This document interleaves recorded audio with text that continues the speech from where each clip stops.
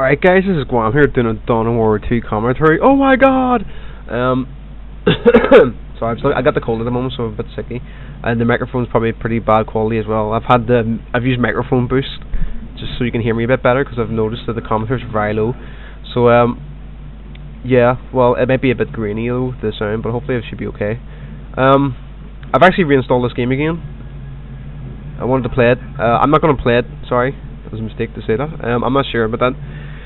I'll probably just watch commentaries, you know, because the game does look very nice, you know. I find the game very repetitive after playing it for a while. I'm sure many will disagree with me, like, but that's fair enough. That's, you know, I have no problem with that. Everyone has their own opinions, and that's fair enough. But the game is still a spectacle. It's absolutely beautiful. Like, you know, watching the combat, it's very nice, and you know, I see no problem. Like, you know, I actually felt pretty bad. I just know some of you were sort of saying, keep the replays coming, and fair enough. I'll should be no real problem there, so I'll try and get a few out to you. And my apologies for spamming you with like really old game replay or really old game walkthroughs. Like, I don't really know why I wanted to do that, but I'll probably continue to do that anyway, because it's just something I enjoy. Like, it's just like, you know, sort of like just help keep retro games alive, you know, by just showing people how to play them. Like, you know, just something I know. It's something I like doing, so I might be doing more of that. But hopefully I won't be spamming too much. I'm sure if any of you are subscribed to me or getting fed up with that, so my apologies. Like. So anyway, on with the game here.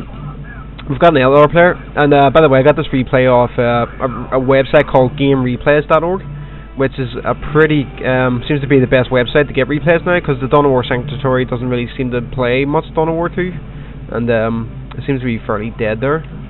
So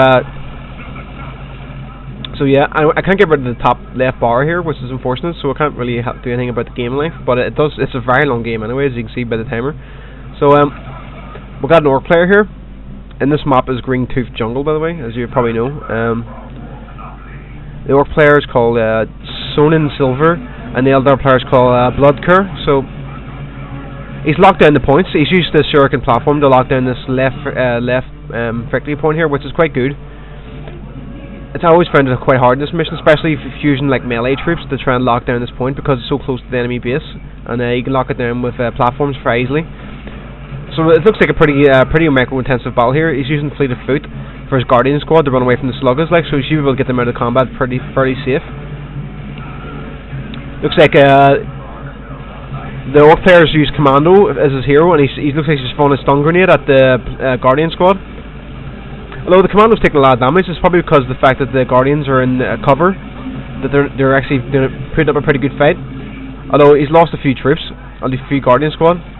That's the problem in this game. Is like you don't really want to lose any troops, you know, unless you can actually kill the enemy hero, because then, you know, the enemy hero can get his hit points back for free. It doesn't cost him anything. And the Ork player is persistent, trying to take this victory point, but he can't do it. He's actually losing too much troops. He needs to deal with the shuriken platform first beforehand. And he's got a stick boy regiment here, a very nice regiment. Like, I'm surprised the stick boys didn't actually kill any of the troops there. Thought that would have actually taken them out. Eldar player trying to be pretty smart with the grenade throw there, like trying to spike the grenade on almost blowing himself up, but it didn't really work very well. In fact, he actually lost the Guardian, so I wasn't too smart. So it's a very close fought contest so far. Both of them trading me small blows across the field. It looks like the Ork player starting to blob up a bit here with a couple of regiments of slugger boys and shooter boys. And Stick Boy's getting killed by the Farseer. He's made it out though. I think he's actually fleed, I'm not sure, it's hard to tell. And we've actually got some Banshees coming out for the Eldar player here, so it should be pretty good.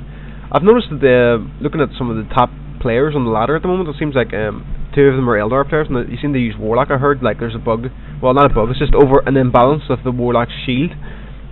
War Gear shield, where it uses his energy for shield. Apparently it gives him like the effective hit points of like 2,000 or something ridiculous like that, because the power regenerates so fast. But I digress. We got some Banshees coming here.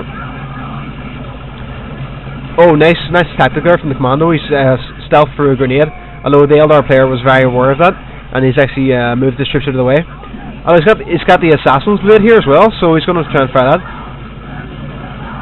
He's took it out. That's a very nice tactic. He's actually one shot hitting or killing the Eldar Banshee squad, and they've actually nearly lost the entire regiment. He's only got 40 hit points in the regiment. Although the Commandos, he needs to flee out of the battlefield because he's near dead. In fact, oh, nasty. That was a bad move from the Commando. He stayed in the fight too long there, so he did, and he's paid the price. Although I was very impressed by that Assassin Blade, like, you know, very, very effective against the Banshees there. Although both of the players are trying to use grenades, although I haven't been impressed by their accuracy so far, but I'm sure that'll probably change throughout the map.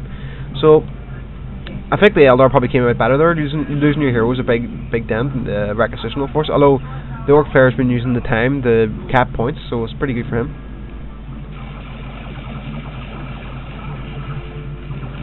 Nice grenade shot from the Orc player there. He might catch one of them. Yeah, he took out one of the Orcs, so that's not bad.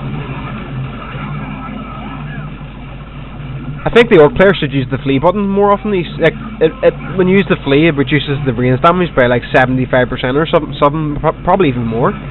So, you know, there's no need to take all that damage. And he needs the micromanagement. This troop here, he's took a bit of damage from the grenade, not that much though. So right now the Eldar player definitely seems to have the advantage in terms of troop. And though the Orc player does have is winning on victory points by about 50. Stick boys are grenading the regiment of thing. Eldar player wasn't really paying attention there. He's like didn't try and flee. However, the grenades don't seem to do as much damage as I remember. Maybe there's been a patch or something, because I actually reinstalled this game and I'm not sure if there's any new patches in. But I'm pretty surprised that grenade didn't kill him. And he's grenading. Stick boys can take out generators very quickly here, so he's wisely trying to stop the Eldar's power income. Although the Banshees are in here to try and stop him, so they've had to run away now. And he's just chased that regiment back. So it looks like the Orc player seems to be reduced to like hit and run tactics, although he still owns the majority of victory points. Although I can't but help think that the Eldar player seems to be dominating the Orc player, unless the Orc player's just picking his battles better. You know, he's more guerrilla warfare type style. Not really engaged in any fight he can't win, which is this is the best thing you want to do in this game. You don't engage in any fight you can't win. Obviously, it's just bad. You know, in any sort of strategy game, it's just a bad idea. So he's neutralizing this bottom point again, but I'm sure he's actually got a war track out here, so this is going to be very effective. Although I'm not sure what the status is of the thing. I think the Hurling Banshee still do good damage versus vehicles. Or maybe not. Oh, so he's actually had a regiment of slugger boys inside the track, so he's actually sprung a wee bit of a trap there. Although the Eldar player is just forced back to his base, so it looks like the Orc player is going to have a good fair amount of map patrol here. He's actually got stick boys in the middle of the track now, so that'll be a nasty surprise when he pops out and fires a few grenades in some Eldar faces here. This looks like a shuriken platform, so he doesn't seem to have any real anti-vehicle out at the moment. He's probably going to have to try and fire a few grenades at it, and maybe try and get the things set up. Very nice hit and run tactic here. It's just like hit and run on the plasma generators. That was a very nice move, like I must say. Very impressed. And I don't think the Eldar player's been very smart here. Like, you know, the way he's sort of chasing that track, which is faster than his troops anyway. With his whole army, it just seems kind of pointless. Like, you know, he's just been led around a merry goose chase, so it's not very smart. So, Orc player is starting to control a lot of the map. He's actually got another Slugger Boy squad here. I think they're Slugger Boys, it's hard to tell. So he's got Slugger Boys, and he's just running around stealing all the points while the Eldar army is trying to stop the war track. He's just wasting his time. He needs to get some sort of anti-vehicle out and then worry about it. Like, you know, there's no point chasing them with this army. Like, it seems the Howling Banshees have run too far there. I'm not sure what he's trying to do there. And he's lost. The Eldar player's lost another plasma generator, so it's not very good. And looks like the Orc player is taking the top victory point, although the Eldar player is caught onto this, and he's thrown out 2 grenades, but they're pretty poor shots yet again. And that their sword or the Assassin's Blade, I'm not sure if it does any extra damage unless he's stealth, so it's probably just normal. And he's backing it up with the war track, so the Eldar player seems to be in a bit of trouble here. He's had to back off. In fact, if I had to say now, I don't know how this fight actually goes to 28 minutes, you know, because right now it seems like the Orc player is totally outclassed the Eldar player, unless the Eldar player's got some some serious tech coming. I'm guessing he's going to go for a Wraith Lord or something. You know, some anti-vehicle. Wraith Lords are pretty, you know, all-purpose. They can do many different things. So a nice tactic in here from its persistent harassment of the plasma generators seems to be paying off on him. Like, it looks like the Eldar player's reduced down to one generator, which is probably really hurting him at the moment. So if we actually got a Fire Prism out, which I believe is tier 3 for the Eldar player, so this must start to change the flow of the game a bit here. I'm sure that's going to make mincemeat out of the war track, no problem. Excellent micromanagement of his war track, I must say. Like, he's just like staying out of range, but like still pacing the Eldar with his cannon. I'll have to see what his Fire Prism can do though. The Commando's doing a good lot of damage. His knife must be really effective in hand-to-hand combat. He may have to flee the fight here though if he's going to survive.